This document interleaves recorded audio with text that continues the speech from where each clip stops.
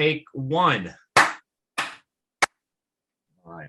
That's official. That's close to doing this thing, you know. I feel official. My lights actually just went on and off. Did you see that?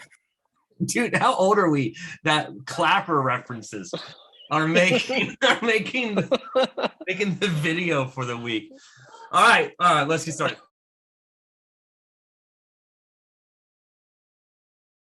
Welcome to the BridgeHC Coffee and Conversation video cast.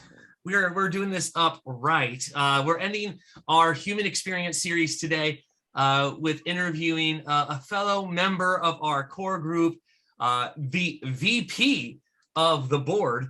That's the vice president, in case you kids didn't understand my lingo, my slang there. The VP, Mr. Josh Norick, the MVP of my heart. Outside of my wife. So sweet. I guess that makes it official. I appreciate that. Yeah. The VP. I don't know about the MVP thing, but yeah. So thanks for having me. So yeah, my pleasure, dude. So the whole idea here tonight is just to get a conversation going about, you know, the whole series, the good, the bad, the beautiful mess, right? Sure. You know, what your thoughts on all this stuff is, and listen, if you're watching this at home and you want to throw some comments on the Facebook page or the YouTube video that we're going to be posting this at, by all means, right? And as always, you can email me, Larry at communitytransformationpartners.org. Also, shout out to CTP for allowing us the time to do this online for them as well. So you can email me, Larry at communitytransformationpartners.org, or just leave a comment. All right. So Josh, let's go ahead and get started. A little bit background on you, just real quick. How long have you been a Christian? Since I was a kid. I mean, it was, you know, I was a young boy when I accepted Christ, and then, you know, life happens. My family was pretty tumultuous growing up, so there was a lot of turmoil there. Went my way, my own way, should I say, and then came back to Christ. I was 2005. So since then, 2005. Yeah. Okay. So in your time as a human, right? You have seen look, man, look. I'm not revealing your age on the cast tonight, man. All right. I'm just gonna let people assume that you're like 23. Yeah. That's fine. It's just the first time I've heard it phrased. I've had it phrased to me like that before. My time as a human. Go ahead. Yeah. I mean, unless you're breaking news to us right now and saying that there has been a time of your life that you weren't human. Well, that was just go on. Yeah. Okay. Hey, look, this is how we roll on Coffee and Conversation. All right. So as you've kind of lived through life and you've gone through a lot of stuff, you're a veteran as well as I am. You know, you've seen a lot of things, right? And when we talked about the good series, you know, the human experience, the very first sermon, talking about what's good about being a human, it was introduced first by talking about our disharmony. All right. So when you look at our world today, do you see disharmony, and how or where do you see it? I mean, I think disharmony is pretty apparent and obvious everywhere the last couple of years, right? I mean, with COVID, with the way politics have kind of crept their way into every facet of American life, right? And now it's crept itself into, you know, Christianity itself has been, you know, become political, and I think that's probably the biggest area that we could really point to that statement, right? Where is it most political for us as a Christian? Well, politics have entered into a realm that they have no place in, right. and now it's convoluting the whole message. Well, you know, you bring up the politics of you know, in the church and how it's messing up the gospel, and I wholeheartedly agree with you. You know, but people who do this, who would say to someone like us that they're standing for the truth, and so, you know, they're bringing these votes in, they're bringing these politics or political sermons in.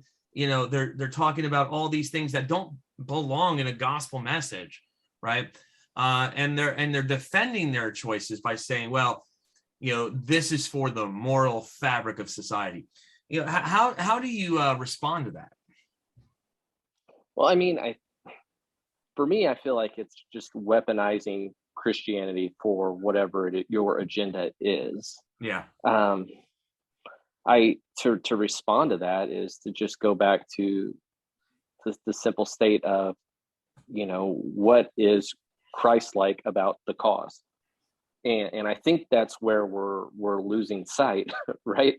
Is that the politics have overcame and that need, that immediate reaction or response that is being said is needed, is overshadowing, the love of Christ. The love is leaving the message.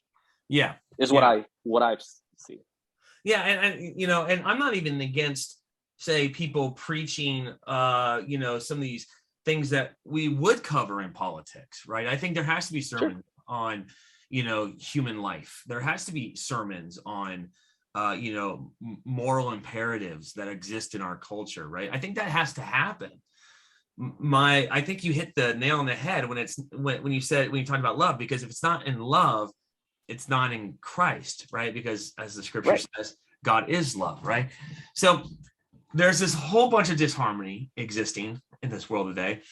And yet God tells us that we can live in harmony again, even now, right? A lot of people think, well, that's not going to happen until we get to heaven, right? But there is an opportunity for us to live in harmony now. When I'm looking at my notes here, and the sermon, talked about how God has blessed us.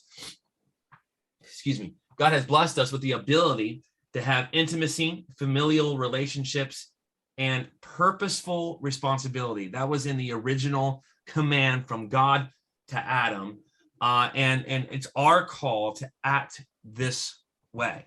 All right. So my first question to you is this: do you think that us as a human race, and probably within the context of America, right, since that's where we're at, do you think that that we strive for intimacy, familial relationships, and I use this word intentionally, purposeful responsibility? At the core of humanity, yes. Yeah. I think it's built in, and I think that's by design, right? I think we all have an innate desire to do well, to do for others, whatever that is. Everybody wants a cause. Yeah. We need that purpose.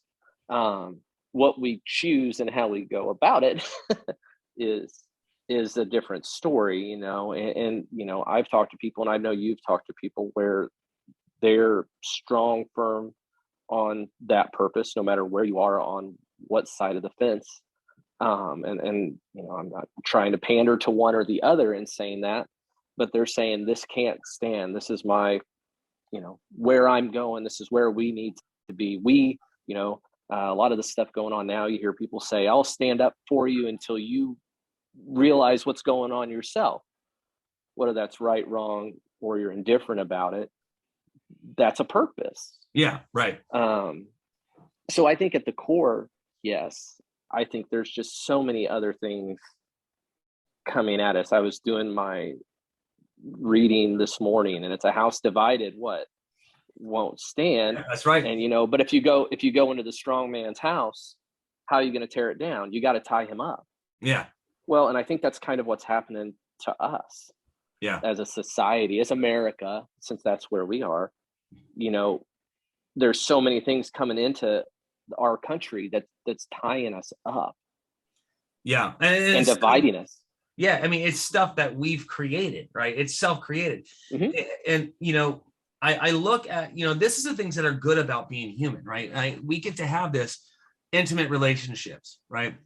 we get to have these familial relationships. We get to have purposeful responsibilities, right? And you know, the problem though exists because those are supposed to be balanced and blended.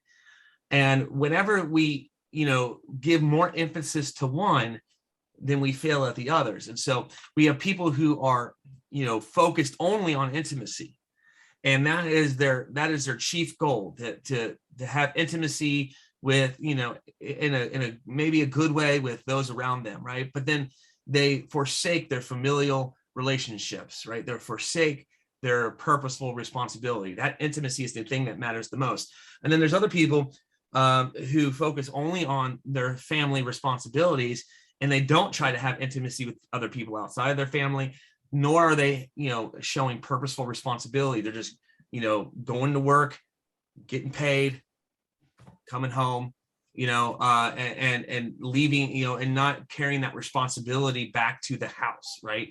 And so they just go home just to exist at home. And then there's people who have purposeful responsibility. He says, this is my core mission, and God forsake those around me, you know, because I'm going to get this done come hell or high water.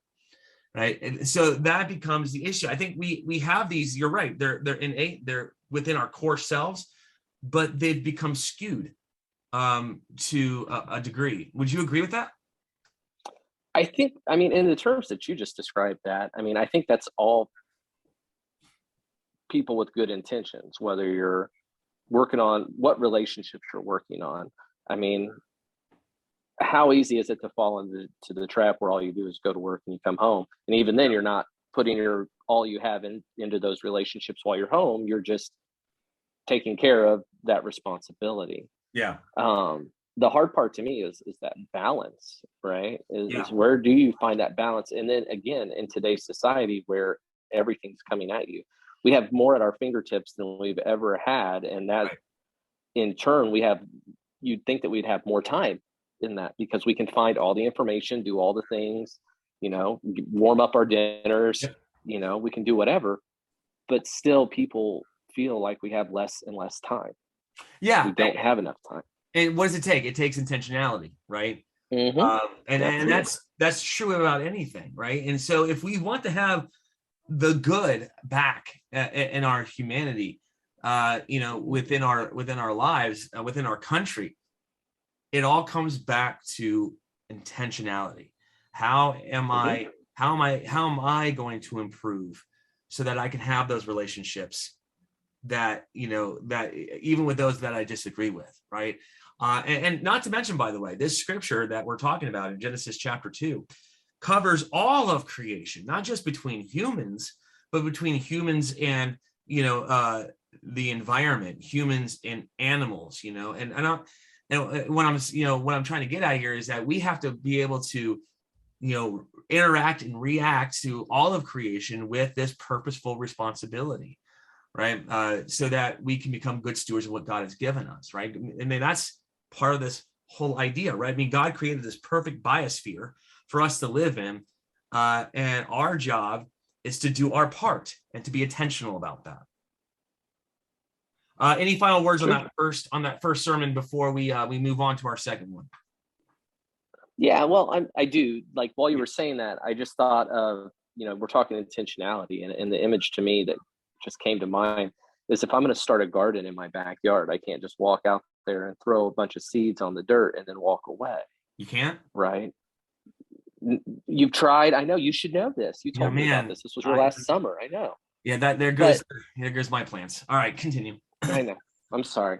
That's okay. But yeah, no, for real though, you can't just walk away, right? You've got to tend to it. You've got to go out and you've got to make sure that you're taking care of it. Right. And what we take care of, we reap that reward for that. You get what you put in. But I think it's good intentions only get us so far. You know? Yeah. And we're going to talk about that part of it in the third part of our discussion of the beautiful mess, on how we can reclaim the fullness of our goodness with God. So we'll talk about that. But before we do that, we are going to cover the bad of humanity.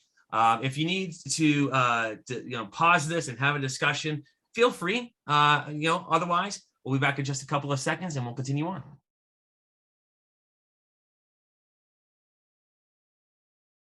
Welcome back, everybody. So glad that you were able to continue on, unless, hey, you didn't pause it, and then this seems a little bit redundant, doesn't it? Well, we are glad to move on from the good to talk about, not the best, happiest of topics, but an important one nonetheless, and that is the bad of the human experience, right? And this comes from the idea that Genesis 2 was this great, perfect biosphere that God created, and then chapter 3 happened, right? And chapter 3 is the first sin, the fall of humanity, the death of mankind, to be from going immortal to mortal. So I kind of sum this up, Josh, in this one statement, 2 words: humans suck. All right. I mean, they just do, right? And our suckiness is has caused so much pain and death and destruction and chaos, throughout this entire world, right? So when you think about this idea of humans just sucking, right? What is the first thing that comes to your mind? What is the biggest example that you can think of that kind of proves this idea that we are a fallen people? I mean, the one I point out to my wife all the time is, hey, they ate the apple. Yeah. You know what I'm saying? Yeah. But that'll probably get me in trouble on this cast, I'm sure. But no, like I think it all started right there, and ever since then we've just been chasing our tails. I think whether we talk about intentionality, right? That's what we were just talking about. Is you got to be intentional. We suck at that. Yeah. We suck at intentionality because we are concerned first and foremost about ourselves, about what's mine, about, in no matter what the capacity is. It's not saying that you're selfish. It's saying that some of that's just human nature, right? But human nature is selfishness. It's self-centered, isn't it? Right. Yeah, well, that's what I mean. I mean, to the primitive self, if we were to go into the very basic core of survival, I'm going to take care of what's mine. You're going to take care of what's yours. And if that pits people against each other to survive, it's going to happen. And the idea here is that that's not how we were created. We were not created to say to each his own. Right. So I've asked this question before, not of you specifically. I've asked this question in a couple of my Bible studies and sermons. Do you know the moment in the Bible where Israel started to go downhill? I can think of a few, but which one are you referencing? All right. Well, no, I want to hear your first. I mean, guess. I don't even know that I can point out like a specific one, to be honest with you. I just think their whole journey. That's what I relate. Humans, my life, your life, everybody's life too. Is we're constantly trying, and then we're constantly changing, and then we're constantly failing, and then wash, rinse. Lather, rinse, repeat. Right? I mean, look, you one of my funniest, responses from God in the Bible is when the Israelites, and this is not it, but when the Israelites were complaining about not enough food, not enough meat, they wanted quail. They wanted quail, right? And God said, "Fine, you want quail? All right, you're going to get quail. You can get so much quail, it's going to come out of your stinking noses." Like that's what He actually says, right? Not verbatim, but he gets to the idea that it's going to be so much that's going to come out of your nostrils. That's just a funny response from God, right? But that's not the thing I'm pointing to. It was right after Solomon died, and his son Rehoboam took the throne. Okay, so this is what, 2 Kings something rather, right? And when his son takes the throne, the people of Israel come up to him, and they say, "Look, man, your dad just worked us to the bone. We need to, our loads to be lightened. We need a break. Would you please give us a break?" And Rehoboam, instead of saying and listening to his elders saying, "Yeah, let's do that. Let's give you a break," he says, "No, I am going to prove how much better I am, how much stronger I am than my father, and I'm going to work even harder than he did." Right. And right at that moment, the Bible says that the group of Israelites said, "What place do we have here? Each Israelite, go to your own home and take care of your own family." Right? And it was at that moment where things started to go downhill for Israel. Now, that's my opinion, right? I've never looked at that academically, and but that's where after that verse, man, that's where you got all the good kings and bad kings, and the exiles and things like that, because they stopped looking out for one another. So when that selfishness and that pride, that self-centeredness came out, that's when the problems came in, right? And I think that's the cause for the problem in humanity. Well, I think something you mentioned in that too is the isolation. Yeah. Which I think, again, calling to where we are currently as a society feels familiar, because I think we are not meant to do things alone, right? Yeah. We're meant for community. And the more we draw on that, the stronger we become. We need accountability. We need people in our lives. We need that familial, whether it's your immediate family, but also your community family, representation in our lives. And I think once you move that, which is what you're describing there, you're saying, let's just go and be on our own and we'll do what we do. Well, then you start to fall off, and intentionality becomes whatever it is, and drift ensues. So a kingdom divided is divided because everyone's only looking out for themselves. And you hear this in when in movies and things, when people start getting upset, there's like, I'm just going to look out for me and mine. I'm going to get mine. And that's when the problem exists, right? Because when we're only inward focused, the only thing we can see is the inside of our eyeballs, right? So that's so that's the problem, right? That is the problem with with the human condition. And one of the things I pointed out, and this I want to know if you agree with this or not. All right. One of the things I pointed out in the sermon was that this is seen a lot in the military, because when we are self-centered and when we are prideful, we want to hide the things in ourselves that is bad, and wrong. And so when the light comes, when we are exposed, we feel naked and ashamed. And I think that's why Adam and Eve felt ashamed, because they realized that everything that they were was just hanging out for everybody to see, right?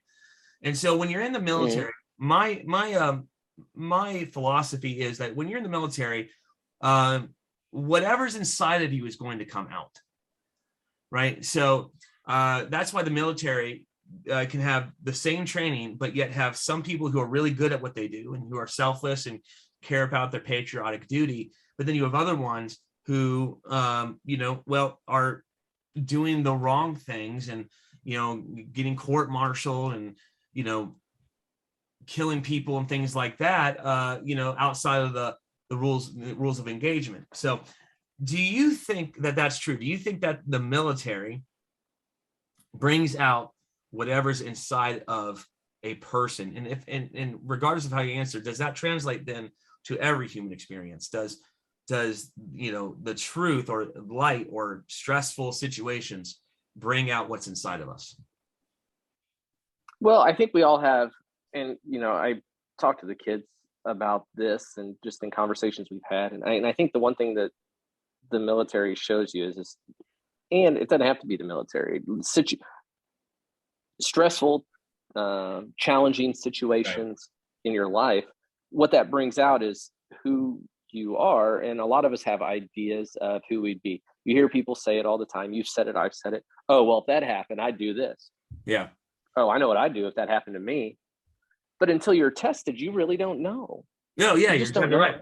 Are you a fighter? Or are you a flighter? You don't know until you've been tested. I think what the military does well is you get tested, you get pushed. You see what your limitations are, and where your breaking points are, and then you find out that you can move beyond those breaking points. you find out that you can be pushed, and even though you're getting pushed to your limit, you can still carry on.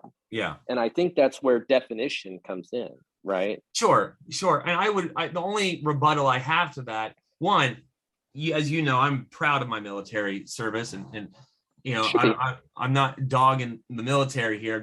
I'm just pointing out what I see, right? And I think the problem that exists is that, yes, it does show us where our limits are, and it does tell us that we can go past that. But what it doesn't deal with, and I don't know if anything outside of Christianity that does deal with this, is what do you do? Did the door open? The door opened, folks. So lay down, please. Thank you. That was my service dog. So, you know, you guys got to hear a little bit of Sierra. But anyway, to go back. So what it doesn't prove, or what it doesn't teach us, is what do we do with the stuff that is exposed? You know, even in the military, like, we get baggage, right, from what we've been through, and the military, you know, and I think every institution that brings this out in us, nobody knows how to deal with the stuff that's just hanging out. What do we do with that? How do we deal with that? How do we let go of that? Right. And so I think that creates the problem. Hey, you need to lay down, please. Shout out to Sierra. I know, man. She likes to interrupt. Lay down, please. Good girl. Look at me. Stay. No. You're just going to scratch yourself. All right. So what do you think about that? Please. With that, I mean, that's a culture thing, you know, where you get into it, you look at those beginning phases, we see where we're pushed, but then we get damaged, right? And that's life. Right. Life, no matter if you were military or not, you know, it's hard. You're going to take your lumps. You're going to go through life. You're going to have scars. We all have scars. We all have stuff that we'd rather not relive, you know? Oh yeah, completely. But it's the culture in the community and that intimacy. Can you go to that place? Is that a place where trust is there for you to do so? Talking military stuff, it's all about readiness. Yeah. It's all about pushing through, and can you push through it? Yeah. If you can't, what happens to you? So there's a lot to lose in acknowledging those things in that respect, right? For sure. And you don't have time to I think outside of that, and where we are now as a community, as Christians in the community, I think being able to find that place where you feel comfortable, you know, is hard to do. And even the church now, look at the church. You know, I grew up as a 90s kid, right? So look at the church in the 90s and how that impacted Christianity today. Right. And how it impacted it negatively today, right? There's a lot of people who will not affiliate, who have those scars from the church, who won't go back. You know, I have a lot of baggage that I carry personally from that. And it's been a hard road for me, but I've stuck with it. God won't leave me alone, man. I don't know what to do. Like, what do? You stick with it, you know? Yeah. Once you know something, you can't unknow it, I guess is what I'm saying there. And I think that actually is a perfect segue into our next section. So we'll take care of that in just a few moments. If you need to pause and discuss this a little bit further with those around you, or if you want to write out some comments on our Facebook page or YouTube page, whatever, go ahead and do that now. And then we'll see you in just a few seconds.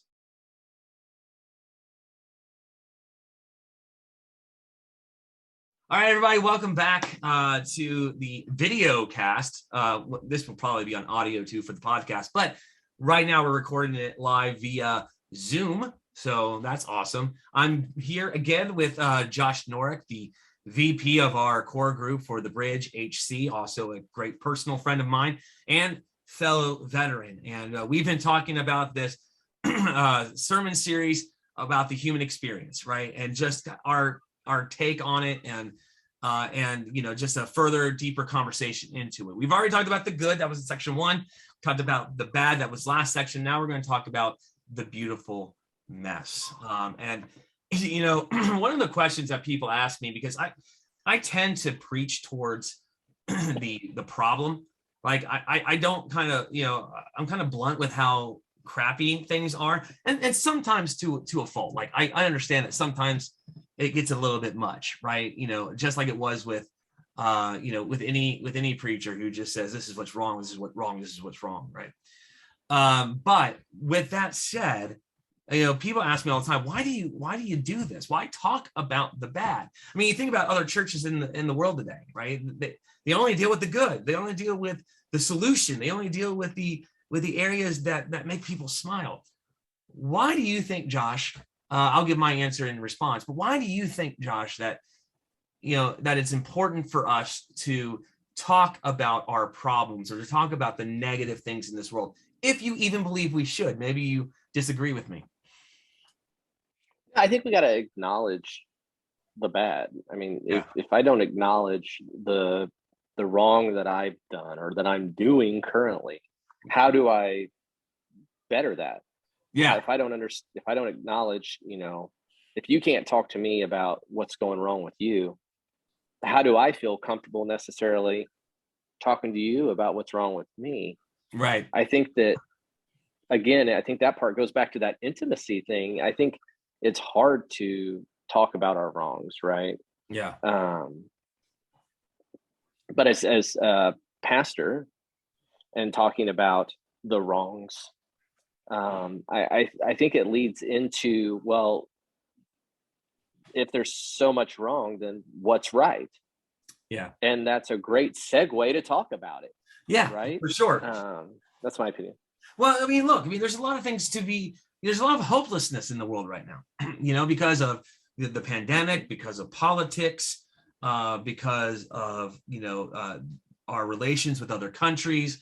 You know, there's just so many things to say. What else, you know, can go wrong right now, right? I mean, what else can just suck right now, you know? And I think it's like, you know, a lot of us, to your point, a lot of us don't even deal with our own stuff. Like we don't even like to. It's not like we don't like to admit it to anybody else. We don't even like to admit it to ourselves. You know, sure. Someone points out something about us, right? That's not true. You're being ridiculous right now. You know, and I'm not like that. You know, and so I bring this stuff up. I talk about this stuff because, like you, I think it's important to acknowledge the mess of our lives, right? One, because it gives us an opportunity and the motivation to change, right? Sure.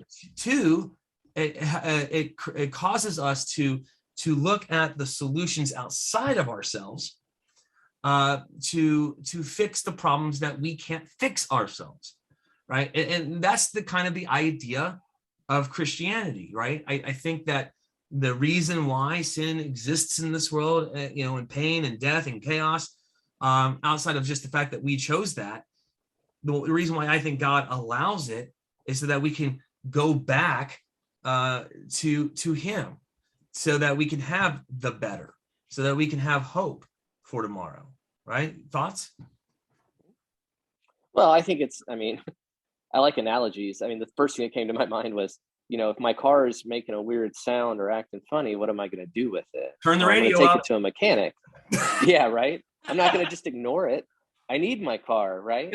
But at the same time, as a person, if I have stuff that's not right, that's making me run funny, right? I'm going to sit on it. I'm going to try to stuff it down until I can't, you know, until it all bubbles up. And now everything's so crazy around me. Like, where do you go with it? Yeah. So for the record, I did actually turn my radio up when I first started driving, when my cars made weird sounds. Turns out that is not the right thing to do. Didn't know that. Yeah. But you learned. I did. It wasn't like the red check engine light coming on gave me any indication that I should probably go get my car checked. But you know, you live and learn. You live and learn. Yeah. Sometimes the hard way. Yeah. Yeah. It turns out I do that personally too. Like I notice my issues and I'm like, I'll just turn the music up. It's fine. Yeah. I get it. Yeah. Right. Yeah. So this is the idea here, right? The idea of this, you know, that yes, the world is messy, right? The church is messy. I've said this 1,000 times. The church is Sure. messy. People are messy, but they're still beautiful because they were created by God. And so, so we have to learn to acknowledge the mess, but to embrace the beauty. And in our context, and I think in anyone's context, that beauty is what we were originally created for in the first place, which is a intimate relationship with our Lord and Savior Jesus Christ. That's why I'm a Christian, right? Because I want to be in relationship with God. I have no other obligation. I wasn't raised to be this type of Christian. I wasn't taught that in school, right? That's definitely not Sure. what the media teaches me, or what movies teach me, or what books teach me, or whatever anything teaches. It's not what the world teaches me, right? I came to Christ because I wanted a relationship with Jesus, because I believe in him and I love him. But in order for that to happen, I have to embrace the current condition of myself and say, you know what? I'm a sinner. I'm a sinner and I'm in need of grace. What are your thoughts on that, embracing the beautiful mess? Well, I think it's coming to that point, right? Mm-hmm. Where is that point as an individual? Some people I know, this has been their whole life. They were raised in a Christian home. They were accepted Christ as a young child, and they just lived their whole life as Christians. And that's what they know. Yeah. Other people are on the brink. You've heard plenty of testimonies. And I mean, look at CTP and, the mission you guys have there, which is great. And how, you guys are working with people in the community and what you're providing to them. But look at those stories that you get. Yeah. I've had the pleasure of doing some stuff with foster care and working with kids that are, in the foster care system, and hearing their stories. And we've all got a story. Oh yeah. And they're all in there. And the great thing is they're all different, but they all have value. Yeah. Right. There's all value in that. And you said the church is messy. Well, of course it is. We're all just messy people trying to do better. Yeah, I mean, right? I mean, that's exactly what we have, right? You know what I mean? Yeah. And so the idea, though, is that we have to get to this point where we understand that we can't get better. It's not about that's the thing. It's not about being better. It's about being in relationship. And we find that being in a relationship automatically makes us better, right? Mm-hmm. Well, and it's the thing that says that it's not me. I can't do this. Yeah. And I think that's the hard part. Yes. Is that saying, hey, look, I keep trying these things, right? And I try different ways, and I continually come back to this point. And I've had success. I don't feel fulfilled. Yeah. I've had failures and I still feel bad. You know what I mean? I've had all these, the roller coaster of life, and I keep coming back to this same place, to this same need. And when do you give into that? When do you stop running from that? Yeah. And, for me, that was the difference maker. It's like, all right, when am I going to quit this running game? Yeah. And just accept this and embrace it. Actually is a better word. Embrace this. Yes, exactly right. Right. So you think about the prodigal son, right? And this is, I've heard this a couple of times. When you think about the prodigal son, and if you don't know anything about that story, it's Luke 15. Take some time, read it. It's a great story. But when the son left the father and he got into, as I call it, sex, drugs, and rock and roll, when he got into all these things that were taking him away from his father, he lost everything that he owned, right? He lost all of his inheritance, lost everything, and he was eating the food left over from pigs, right? And he made this recognition. He says, "Man, my father's servants get fed better than I do," right? Now, if he would have acknowledged that and then did nothing about it, he'd still be eating the pods from the pigs. But he had to actually get up and want it so bad that he embraced the journey home. and embraced his father, and allowed his father to embrace him when he did get home, you know. And that's why the whole idea here is that we acknowledge our mess, but we also have to embrace the beauty. And so this is what this is what it comes down to, right? We have to believe that God can save us, that God loves us, and He is the solution to our mess, right? Sure. Is that what you see? I believe that, and I see that, and I want to get into the part of this in this discussion where just because I see that, I believe that, I've embraced that, I don't always feel that. Oh yeah, for sure. And I think that's a relevant point to make, right? Is that, you know, you're not always feeling that relationship. You're not always feeling that mountaintop, that high point. It's just like any other relationship, right? I mean, you could say that in marriage, you could say that in friendships, you could say that in any kind of relationship. It gets hard. And I think there's a misconception there that once you accept Christ and once you start trying to do this Christian walk, that you're supposed to fit into a box. There's supposed to be a way that, you know, what that looks like. You're supposed to do these things, but not those things. And if you did these things before, you won't have the desire to do those things anymore. And it's just not that simple. Oh, no, not at all. Know? And I think that sets you up for failure. Yep. And I don't mean failure like, you know, beyond, repair, but a lot of struggle there. And I think a lot of the times, depending on where you are, those conversations, that transparency, and that ability to have that community with people that will share their experiences and struggles is hard to find. Yeah. And so this kind of leads us to our last point, right? That, you know, as we embrace this beauty and as we acknowledge our mess, and we understand that mess just doesn't go away, right? On this side of the world, that it will eventually, right? There's that verse in Revelation 21 that talks about how there will be no more pain, no more death, no more tears. You know, there will only be joy. You know, there will only be that high moment because the things of the former world, our current world, are gone, right? And here's you know, the last question I want to ask, and then I want to just say one thing in conclusion. Sure. When you think about the future, you know, when you think of past this world, what about eternity gives you hope for today?